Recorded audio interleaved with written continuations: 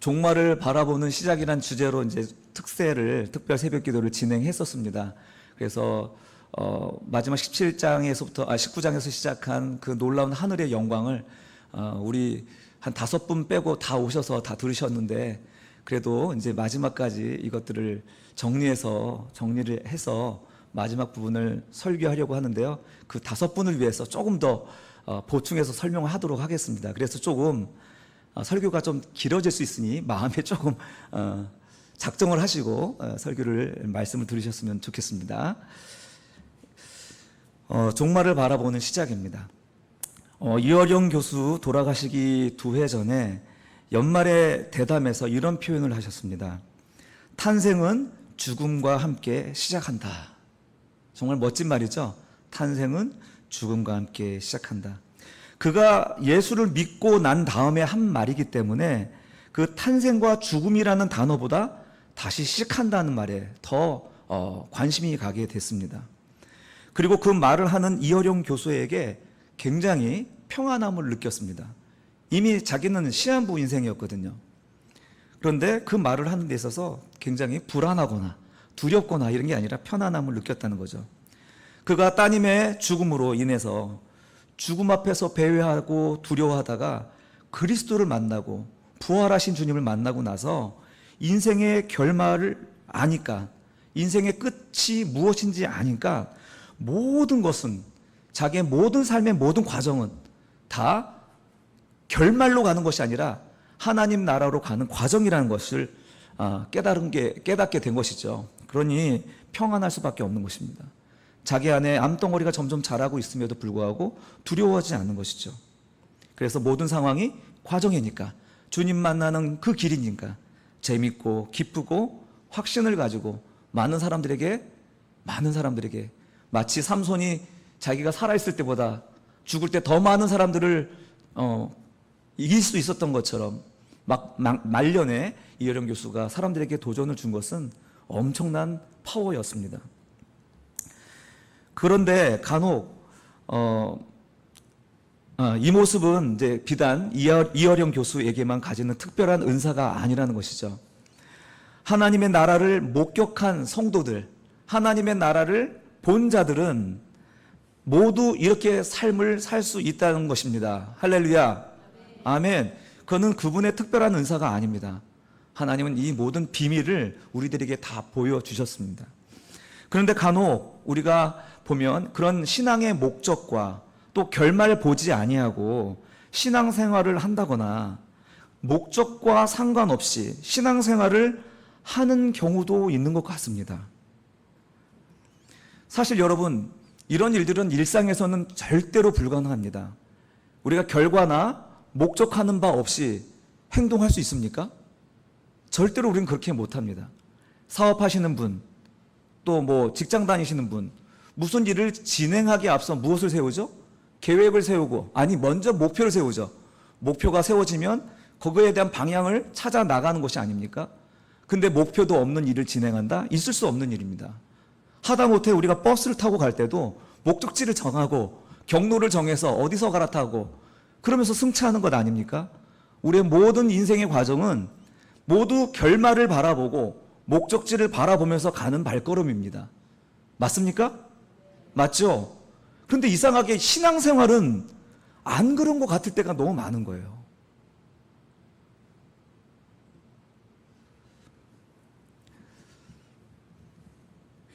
여러분, 만약에 마라톤을 하는데요, 마라톤의 그 거리가 몇 킬로인지 몰라요.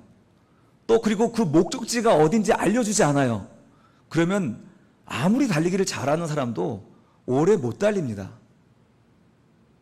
그 목적지를 알고 그 경로를 알아야지 작전을 세워서 자기 페이스를 조절하는 거 아닌가요? 오늘 우리가요, 복된 소식이 왔는데, 이 굿뉴스가 우리에게 왔는데 우리의 삶이 not good인 거예요. 좋은 삶이 아닌 거예요. 신앙생활하는 게 너무 힘든 거예요. 그 이유가 무엇일까요? 신앙생활하는 우리의 목적이 불분명하기 때문이 아닌가 하는 것입니다. 즉 끝도 없고 목표하는 지점도 없이 그냥 무작정 달리는 마라토너처럼 그렇게 달리는 거 아닌가? 향방 없이. 그럼 안 힘들겠습니까? 이 인생의 마라톤이란 경주를 디자인하신 그분이 생각하는 그 골인 지점과 내가 정한 골인 지점과 같을까? 한번 생각해 보자는 것이죠. 그리고 또 그 달리는 코스가 있습니다.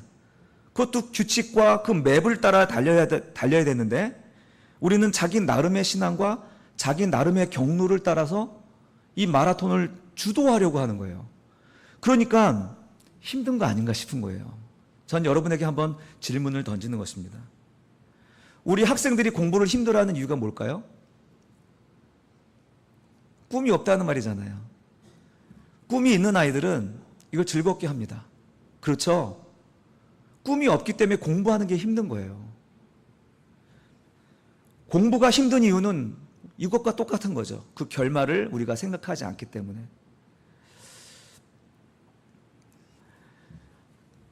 여러분, 하나님께서 이렇게 태초에 시작하실 때 결과를 바라보시면서 하셨을까요? 아니면 결과 없이 열린 결말로 태초를 시작하셨을까요? 답이 나왔죠, 여러분. 하나님은 열린 결말로 플랜 B가 있어서 그 열린 결말로 세상을 창조한 게 아니라는 거예요.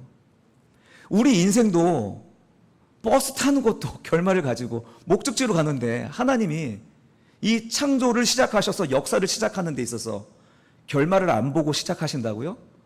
있을 수 없는 것이죠.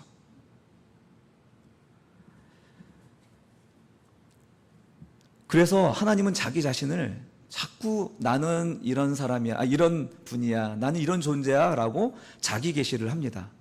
우리 한 13절 한번 같이 읽어볼까요? 13절 시작. 나는 알파와 오메가요, 처음과 마지막이요, 시작과 마침이라. 아멘. 이거 괜히 나온 말이 아니에요. 하나님이 시작할 때는 마지막도 보고 이것을 시작하신 거예요.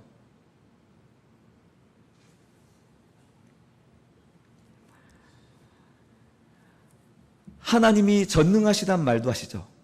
또 하나님은 지혜로우신 분이라고 말씀하시죠. 지식이 있는 하나님이다. 하나님의 여러 가지 많은 성품들이 있는데 하나님은 그래서 전능하시고 지식이 충만하신 분이기 때문에 그는 실수하지 않고 정확하고 이성적인 분이기 때문에요. 하나님의 뜻은, 하나님의 계획은 감정적으로 진행되지 않습니다. 우리가 이제 또 새벽 예배 때 우리가 살펴보았지만 이 성경이 또 기가 막히게 또 구조적으로 이렇게 이게 앞뒤가 이어져 있습니다. 한번 그림을 한번 볼까요? 창세기 처음 3개장과 계시록의 마지막 3개장이 저렇게 끝에서 끝으로 이어지고 그 다음 장이 이어지고 세 번째 장이 이어지는 거예요. 처음 장은 하늘과 땅이 창조가 되는 장면을 그리는데 마지막 장은 새하늘과 새 땅을 그리고 있습니다. 그리고 창세기 2장은 결혼에 대한 이야기가 나오는데 거기서는 아담과 하와의 결혼 이야기인데요. 21장에서는 교회와 예수 그리스도의 혼인잔치가 기록되고 있습니다. 그리고 창세기 3장은 뱀이 등장하여서 죄를 이 세상에 끌어 들어오는데요. 이 뱀이 성장한 20장, 계시록 20장에는 그 뱀이 용이 되어가지고 죄와 사망을 끌어 들어왔잖아요. 근데 이 용과 죄와 사망이 이 불못에 던져지는 장면이 20장에 기록되고 있습니다. 여러분, 이런 구조적인 내용만 봐도 하나님께서 이 결말을 바라보고 하나님의 역사를 시작했다라는 것은 우리 알 수 있겠죠. 그러니 우리는 하나님을 믿을 때 우리가 가져야 될 자세는 하나님을 신뢰하는 것입니다. 우리의 결과와 종말이 정말 정해져 있는 거예요. 우리의 생명책이 우리의 이름이 기록되어 있기 때문에 하나님의 뜻이 있어서 우리가 시간과 역사 속에 우리가 존재할 뿐이지, 하나님을 믿고 신뢰하는 그 가운데 오늘을 살아내기 위해서는 그분을 믿어야 되는 것입니다. 그리고 그분이 마련한 이 훈련 장소에서 단련되고 단장되는 것입니다. 그리고 끝까지 인내하여 하나님의 나라에 합당한 자가 되어가는 그런 삶이 우리에게 주어진 것 아닙니까? 이것이 성경이 우리에게 주기 원하는 성경책에서 우리에게 주시기 원하는 가장 중요하고 가장 강력한 세계관입니다. 세계관. 우리는 내가 생각하고 사고하는 대로 행동하고 말하잖아요. 이 강력한 세계관을 우리가 받지 않으면 우리의 삶은 매번 다가오는 위험이고 두려움이고 어쩔 줄 모르는 정말 불안한 세상을 살아갈 수밖에 없는 거예요. 하나님은 오늘 이 말씀을 통하여서 특별히 요한계시록을 완전히 까발려 주셨어요. 그 비밀을, 하늘의 신령한 것들을. 이것을 보면서 우리의 그 종말을 바라보면서 오늘을 살라고 이야기하는 것입니다. 이렇게 오늘을 살고 또 오늘을 살면서 신부같이 더 아름다워지는 것이고요. 더 완전한 자로 만들어져 가는 것이고 주님을 닮은 거룩한 자로 되어져 가는 하루하루가 되는 것입니다. 그러니 오늘 주어지는 하루는 하나님이 우리를 완전하게 하시는, 거룩하게 하시는 기회의 날인 줄로 믿습니다. 우리를 골탕 먹이기 위해서 이렇게 하시는 날들이 아니에요. 우리를 더 완전하게 하시고 그리스도의 신부로 아름답게 만들고 단장하기 위한 하나님의 열심인 것입니다. 만약에 이런 세계관이 없으면 어떻습니까? 아침에 눈 뜨는 것이 얼마나 두려운가요? 저도 아침에 눈 뜨는 게 너무 두려워서 사는 게 너무 힘들어서 밤에는 이 아침을 그만두면 어떨까 이런 생각을 한 적도 있었습니다. 사랑하는 성도 여러분, 그러나 하나님의 말씀을 이렇게 알아듣고 깨닫게 되자요, 그 모든 내 손에 내 발에 내 인생의 족쇄를 채웠던 모든 것들이 풀어지면서 자유를 누리기 시작하게 된 것이죠. 여러분, 이 계시록의 말씀은 누구에게 주어진 것일까요? 바로 믿는 자들을 위해서 주어진 것입니다. 하나님의 백성들을 위해서 주어진 거예요. 세상과 역행하면서 살아갈 때 얼마나 고생스럽습니까? 세상은 저쪽으로 향하고 있는데 주님은 이쪽을 가라고 얘기할 때 그거 거슬러 살아가는 삶이 얼마나 고달프겠습니까? 특별히 로마의 그 압제 속에서 모든 경제력을 박탈당한 그 성도들의 삶이 얼마나 괴로웠겠습니까? 그런데 그 성도들에게 이것은 곧 망할성이라고 이야기하면서 조금만 견디고 참고 이들이 너희를 훈련하고 단련한 후에는 다 부찌깽이처럼 파산될 그런 존재들이 거기에 두려워하지 말고 참고 인내하여 아름답게 단장되어지라고 이야기하는 것이죠. 자, 그래서 이 믿는 자들에게 주신 말씀이 바로 계시록입니다. 모든 자들에게 주신 게 아니에요. 모든 사람들에게 줬어도 못 알아들어요. 그러나 하나님의 백성들, 당신의 백성들은 이 말씀을 알아듣는 거예요. 특히 믿는 자들이 이것을 알아듣는 거죠. 자, 17절을 한번 같이 읽어보겠습니다. 17절 시작. 성령과 신부가 말씀하시기를 오라 하시는도다. 듣는 자도 오라 할 것이요 목마른 자도 올 것이요 또 원하는 자는 값없이 생명수를 받으라 하시더라. 자, 17절을 읽어보시니까 믿는 자가 누구냐면 듣는 자입니다. 듣는 자. 믿는 자는 듣는 자. 믿는 자는요, 들리는 자입니다. 그리고 또 믿는 자는 목말라 하는 자입니다. 또 믿는 자는 원하는 자라고 이야기합니다. 길에서 아이를 잃어버렸습니다. 그 길에 지나가는 100명의 아이들 이름이 전부 다 영희예요. 그냥 가정한 것입니다.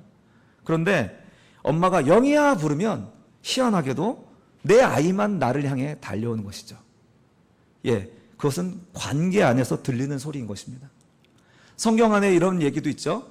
공동 우리 안에 김씨 양도 있고 노씨 양도 있고 하씨 양도 있습니다. 근데 하씨가 와서 양들을 향해서 얘들아 가자 그러면요, 하씨 양만 듣고 따라가는 것입니다.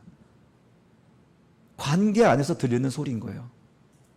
믿음은 들리는 거고 믿음은 그 관계 안에서 들리는 메시지인 것입니다. 여러분 또 시소라고 아시죠? 시소. 그 영어더라고요. 영어. see 그리고 saw. 본다, 봤다. 본다, 봤다. 봤다는 거는 뭐예요? 이제 안 보인다는 얘기잖아요. 그래서 우리나라 말로 하면은 까꿍이에요, 까꿍.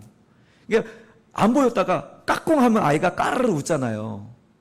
그러니까 이 아이가 까꿍할 때 웃는 이유가 뭐냐면 안 보였던 불안함이 해소가 되니까 안도감에 웃는 거예요. 아이에게 엄마의 얼굴은 젖먹이 애들에게는 햇빛입니다. 햇빛. 그 얼굴이 사라지면 곧바로 어둠입니다. 엄마의 얼굴이 사라지면 갑자기 불안해져요. 여기 있던 얼굴이 이쪽만 피해도 엄마 얼굴을 막 찾잖아요. 그래서 엄마가 까꿍하면서 아이를 놀리는데 엄마 얼굴이 안 보여요. 아이가 울고 있어요. 그러나 엄마는 언제나 아이를 보고 있는 것이죠. 비록 아이 눈에 안 보여도 아기는 엄마에게 큰 목마름으로 기다리는 거잖아요. 바로 관계 안에서 오는 목마름입니다. 관계 안에서 오는 목마름. 또 믿는 자는 어떤 자냐? 간절히 원하는 자가 믿는 자입니다. 여러분, 누가 원하는 자일까요? 가치를 알아보는 자가 원하죠. 예? 주식하는 분들 잘 알 거 아니에요. 그가 나만 알고 있는 정보, 그 가치를 알아보고 다 팔아서 사잖아요, 그거. 이 예를 할 필요가 없는데 사실은 성경에 감추어둔 보화라는 좋은 예가 있는데 잘못했습니다. 예. 감추어둔 보화를 발견한 사람은요, 그 보화를 얻기 위해서 자기의 모든 소유를 팔아서 그 밭을 사는 거 아닙니까? 믿는 자는 간절히 원하는 자고요. 간절히 원하는 자는 가치를 아는 사람입니다. 여러분, 우리가 가치가 정말 좋은 가치, 누가 들어도 이건 최고의 가치라고 이야기하는 것이 있다면 뭐가 있을까요? 사랑이겠죠, 사랑. 재미난 걸 한번 들려드릴게요. 이 사랑이라는 이 개념이 남녀 간의 사랑을 이야기할 때 딱 떠오르는 게 남녀 간의 사랑이잖아요. 우리 그림 한번 열어주시겠어요? 예. 이쉬라고 하는 히브리 단어는 남자입니다. 그리고 이샤라고 하는 단어는 여자를 뜻합니다. 이 이쉬와 이샤에 들어가는 그 요드하고 또 해라고 하는 단어가 있습니다. 그 단어가 빠지면 이쉬와 이샤는 같은 어근이 됩니다. 근데 그 뜻이 뭐냐면 애쉬로서 불이 되는 거예요. 이해되시죠? 그러니까 이쉬 속에 담겨있는 여호와, 이샤 안에 있는 여호와가 빠져서 만나면 어떻게 돼요? 불이 되는 거예요. 예. 그래서 처음에는 불 같은 사랑을 하죠. 막 불 붙는 활화산처럼 막 활활 타서 결혼하셨잖아요. 아닌가요? 중매 결혼들 하셨나 봐요. 그렇게 불붙는 활화산으로 결혼했는데 여호와 하나님이 없으니 이제 불같은 파괴적인 관계가 되는 거 아닙니까? 하나님이 빠진 모든 관계는 이렇게 불붙는 파괴적인 관계가 되어버리고 맙니다. 이거는 남녀 간의 관계만을 말하는 게 아니고요. 나와 아내의 관계, 나와 자식의 관계 안에서 여호와가 빠져버려요. 나와 이웃의 관계에서 여호와가 빠져버려요. 나와 돈의 관계에서도 여호와가 빠져버려요. 그러면 서로 파괴하는 관계가 되는 것입니다. 나와 자연에게 있어서도 여호와가 빠져버리고 나와 사회에 있어서도 여호와가 존재해야 되는데 여호와가 빠져 있어요. 오늘 기독교가 사회에 대해서 얼마나 관심을 갖고 있습니까? 여호와의 관점으로 세계를 보지 않잖아요. 그리고 한 가지 더, 심지어 하나님과 나와의 관계 안에서도 하나님이 빠질 수가 있다는 거예요. 놀랍지 않습니까? 어떤 경우일까요? 하나님이 보시는 목적과 내가 상정한 목적이 다를 때 하나님과 나와 이제 싸우는 관계가 되는 거예요. 제가 두 번째인가 첫 번째 설교할 때 그런 말씀 드렸잖아요. 우리 하나님이 나를 원수 삼고 싸운다니까요. 모든 대적을 이끌고 와서 나와 싸우신다고요. 그러니까 하나님과 우리의 관계에 있어서 하나님이 빠져버리면 안 되는 거예요. 가장 무서운 적을 두는 것입니다. 애쉬가 되는 거예요. 여호와의 불이 나에게 떨어지는 그런. 여러분, 가장 중요한 가치는 여호와 하나님인 줄 믿습니다. 모든 관계 안에 여호와로 해석하시기 바랍니다. 사람만 보고 사건만 보고 일어난 것들만 보면은 우리는 그 문제에 함몰되어서 절대로 해결할 수 없습니다. 그냥 파토내는 것입니다. 그냥. 그러나 그 안에 역사하시는 누구를 봐야 되냐면 관계 안에서 여호와 하나님을 볼 때 비로소 답이 나오고 비로소 하나님의 도우심을 우리가 구할 수 있는 줄 믿습니다. 여러분, 이렇게 주님을 믿는 자는 그 관계 안에서 들려오는 소리가 들리는 자이고요. 그 관계 안에서 오는 그 목마름을 가지고 있는 자이고, 하나님이 최고의 가치로 믿는 자들이 바로 믿는 자들이라고 이야기하고 있습니다.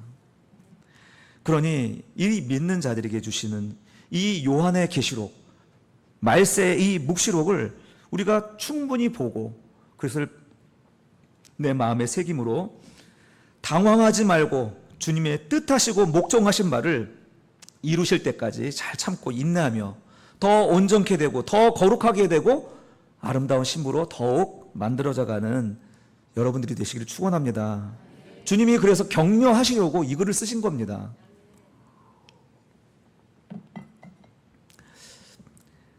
자, 어제 이제 오늘 본문은 7번째 재앙을 담당했던 천사가 요한에게 이제 마지막으로 이제 요한계시록을 마무리하면서 6가지 당부를 제시합니다. 그 중에 3개는 오늘 새벽에 이제 말씀을 전했고요. 이 시간은 좀 늦어지더라도 이제 나머지 3개를 이제 하게 될 텐데, 오늘 새벽에 못 오신 5분 때문에 잠시 한번 3가지 더 소개해드리면, 첫 번째, 지키라는 말씀입니다. 7절에 한번 봐주시겠어요? 첫 번째 우리에게 당부하시는 것, 자막이 있나요? 지켜라 라는 말씀입니다. 하나님의 말씀을 지켜 순종하라는 뜻이 아니고요, 눈을 크게 뜨고 옆에 서서 보초 서라는 것입니다. 하나님의 말씀은, 말씀 듣고 순종하는 것은 하나의 결과입니다. 무엇에 대한 결과? 하나님 말씀을 지키고 그 말씀을 연구하고 그 말씀에 나를 묶어두어서 그 은혜 안에 머물러 있을 때 나의 나오는 행동이 지키는 것이죠. 그러니까 영어로 말하면 원래의 의미는 킵이고, 그 킵을 확장하면 행동으로 나오는 do가 되는 것입니다. 그러니까 하나님 말씀을 옆에서 지키라는 거예요. 말세로 갈수록 우리가 막 나서서 행동하기 이전에 무엇을 지켜요? 말씀을 옆에서 지키는 거예요. 그리고 또한 이 지키라는 말씀은 나 자신을 묶어둔다는 것입니다. 내가 지키려면 딴 데 못 가잖아요. 파수꾼이 그걸 지키려면 내 몸을 거기에 묶어둬야 되잖아요. 그러니까 거기에 내가 헌신해야 되는 것입니다. 이게 지키는 것입니다. 근데 우리가 어떻게 하나님 말씀을 지킵니까? 혼자는 못 지키는 거예요. 공동체를 주셨어요. 그래서 공동체, 교회를 주셨습니다. 교회 안에, 공동체 안에 나를 묶어둘 때 하나님의 말씀을 옆에 서서 졸지 아니하고 지킬 수 있는 자가 되는 것이죠. 두 번째는 임봉하지 말라는 말씀이 10절에 나옵니다. 10절도 마찬가지로 하나님의 온전한 종말이 이제 드러난 거죠. 우리를 구원하시는 완전한 소망도 있을 뿐만 아니라 악한 세력들도 완전히 망해버렸습니다. 그것을 보면서 확신을 가지고 살라라고 말하는 거죠. 근데 이것을 위해서도 공동체가 필요해요. 왜냐하면 내가 상황과 환경에 낙심할 때가 있잖아요. 그러니까 공동체가 정신 차려. 모든 악한 세력은 하나님 손에 다 무너졌어. 그러니까 좀만 참고 인내하자. 공동체가 필요한 거예요. 세 번째 우리에게 당부하는 것은 하나님께만 경배하라 라고 이야기합니다. 우리가 열심히 하면 할수록 빠지는 실수가 뭐냐면, 열심히 하는 그 대상, 또 열심히 하는 나 자신이 우상이 될 때가 있다는 거예요. 이해되시나요? 목회자를 너무 잘 섬기면 목회자가 우상이 되기도 합니다. 내가 열심히 하면 내가 질그릇을 담고 있는 보화를 담고 있는 질그릇임에도 불구하고 내가 잘난 줄 안단 말이에요. 그러니까 여호와께만 경배하라, 이 메시지도 마지막 날 우리가 말세 지말에 살아갈 때 하나님 말씀 앞에서 겸손하게 되어야 될 것을 가르쳐주고 있는 것입니다. 여러분, 내가 위대한 게 아니라 내 안에 그리스도가 위대한 줄로 믿습니다. 내가 위대한 게 아니라 내 등을 타고 계신 그리스도가 위대한 줄로 믿습니다. 저는 덩키에 불과한 것이죠. 이제 마지막 오늘 본문의 3가지 교훈을 빠르게 이야기하고 넘어가겠습니다. 한 번에 보여주세요. 같이 읽을까요? 시작. 겉옷을 빨아라. 죄인들이 결말을 잊지 말라. 말씀을 가감하지 말라. 이렇게 나머지 3개를 이야기하고 있는데, 앞에 제가 먼저 설명했던 그 3가지와 내용이 중복이 돼요. 사실은. 예. 하나님의 말씀을 지켜라. 하나님의 말씀을 지켜라 하는 말씀은 겉옷을 빨아라 하는 것과 결부되어 있죠. 하나님의 말씀을 지키기 위해서 그 말씀이 무엇이냐면 바로 예수 그리스도의 복음입니다. 우리는 도덕적으로 윤리적으로 우리 옷을 빨 수 없습니다. 우리 옷은 예수의 보혈로만 빨아진다고 계시록 7장에서 말씀하고 있습니다. 그리고 죄인들의 결말을 잊지 말라고 15절에서 말하고 있는데 아까 말씀드렸던 대로 인봉되지 않은 책과 연결되어 있는 거예요. 우리의 결말이 다 정해져 있잖아요. 그러니까 죄인들의 결말도 이렇게 정해져 있으니 너희는 참고 인내하라고 이야기하는 것입니다. 그리고 마지막으로 18절에서 19절 말씀은 이제 말씀을 더하거나 빼지 말라라는 말씀이죠. 아까 9절에서 얘기했던 대로 하나님만 경배하라. 다른 것을 경배하지 말고 하나님만 경배하라는 말씀과 결부가 되어 있습니다. 이 부분을 조금 설명해 드리겠습니다. 우리가 어떤 경우에 하나님 말씀을 가감합니까? 보통 복음의 현장에서 하죠. 그래서 하나님 믿으면 잘 돼 하면서 우리가 사기치잖아요. 예. 근데 그건 귀엽게 봐주실 것 같아요. 나중에 어쨌든 뭐 첨서부터 모르겠습니다. 이거 하나님께 맡겨야 될 부분인데 그런 경우가 좀 있고 또 이단들이 하나님의 말씀을 가감하죠. 이단들은 이 자기의 종교적인 이것을 장사를 잘 하기 위해서 계시록을 가장 잘 파는 집단들입니다. 계시록이 하도 그 환상이고 뭐 비유적인 이야기를 많이 하니까. 그래서 이 계시록을 갖다 파는데 자기도 보지 못했고 결말을 알지 못하면서 계시록의 말씀을 심각하게 오해하는 것이죠. 그리고는 이 말씀을 우리에게 주신 승리의 말씀, 우리를 구원하시는 확신을 주시는 말씀을 묵시록으로 무서운 이야기로 둔갑시키는 것이죠. 그리고 공포를 퍼뜨려서 복음을 심각하게 훼손시키고 복음을 가지고 자유를 누려야 될 사람들을 하나님과의 관계에서 끊어버리는 일들을 하는 거죠. 그러니까 이런 거에 여러분 우리의 마음을 좀 새롭게 해서요. 하나님 말씀에 잘 붙들려 있었으면 좋겠고요. 그러기 위해 공동체 안에 있어야 되는 줄로 믿습니다. 이 말씀을 가감하지 말라는 이 말씀은 사실 신명기의 말씀에서 우상 숭배와 관련된 말씀이었습니다. 하나님만 경배하라는 메시지였죠. 근데 그것이 우상 숭배하지 말라는 말씀 속에서 이 말이 나온 거예요. 자, 이스라엘 백성들이 가나안 땅에 들어가서 우상 숭배만 한 게 아닙니다. 우상도 섬기고 돈도 섬기고 세상도 섬기고 하나님도 섬겼다는 거예요. 그러니까 무슨 말이냐면 가감하지 말라는 말은 뭐냐면 결국은 우리가 하나님의 말씀을 가지고 타협하지 말라는 것입니다. 세상과. 그 타협하는 것이 말씀을 가감한다는 것을 의미하는 것입니다.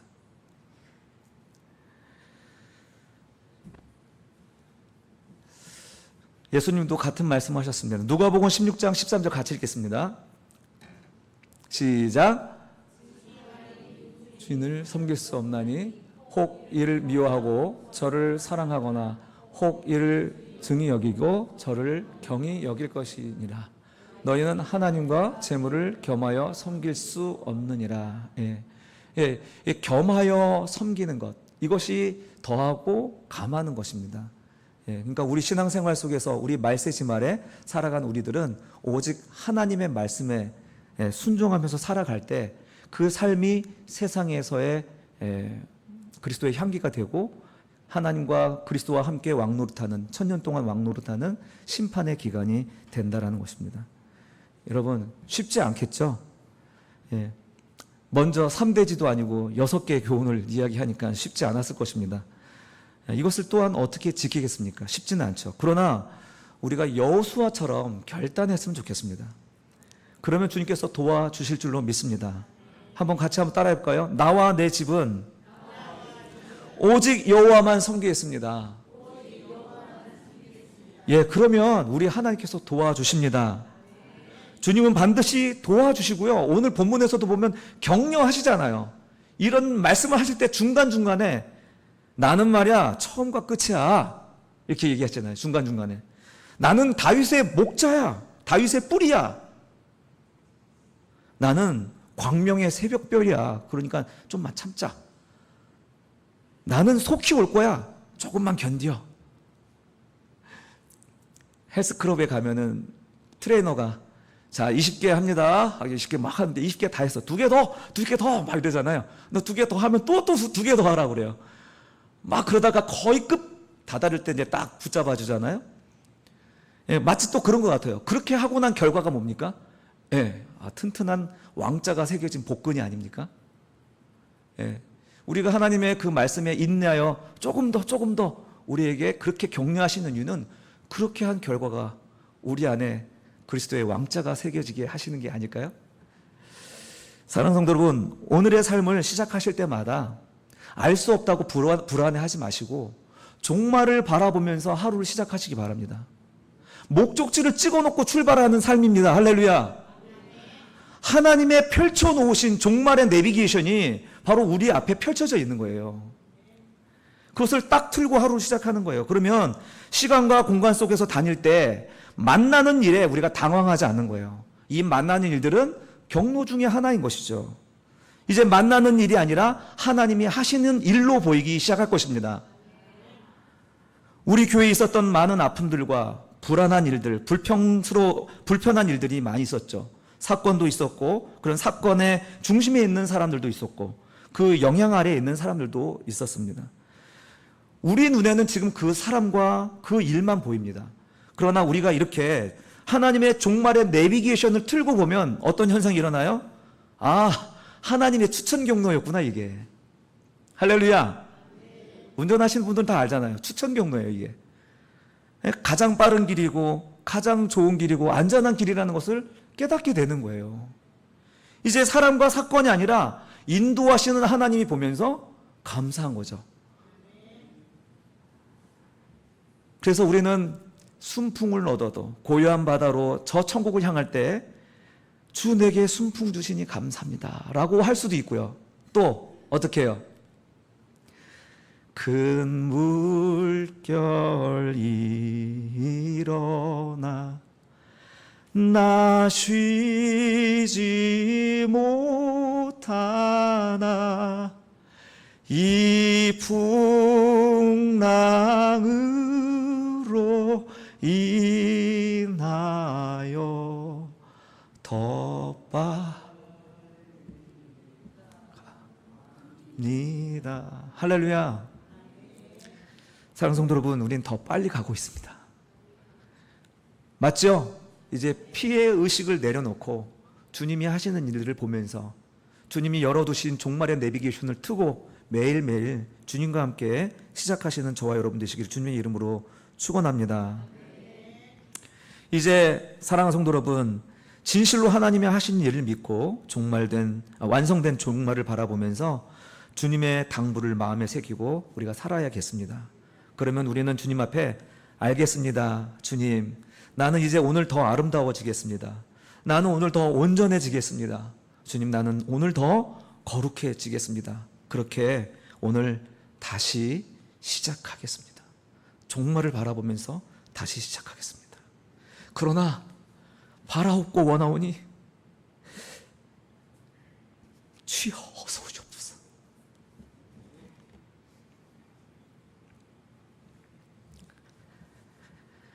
우리 20절 하반절 같이 읽겠습니다.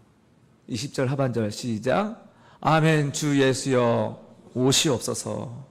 아멘. 주여 주 예수여 어서 오시옵소서. 이런 마음이 드는 것이죠. 이렇게 종말을 바라보며 또 한 주간 순례의 길을 걸어가는 성도님들을 축복하며 저도 여러분들에게 이렇게 말씀드리겠습니다. 21절. 주 예수의 은혜가 모든 믿는 자들에게 있을지어다. 아멘. 우리 다 같이 일어나셔서 찬송하면서 기도했으면 좋겠습니다. 주님이 내게라는 찬양입니다.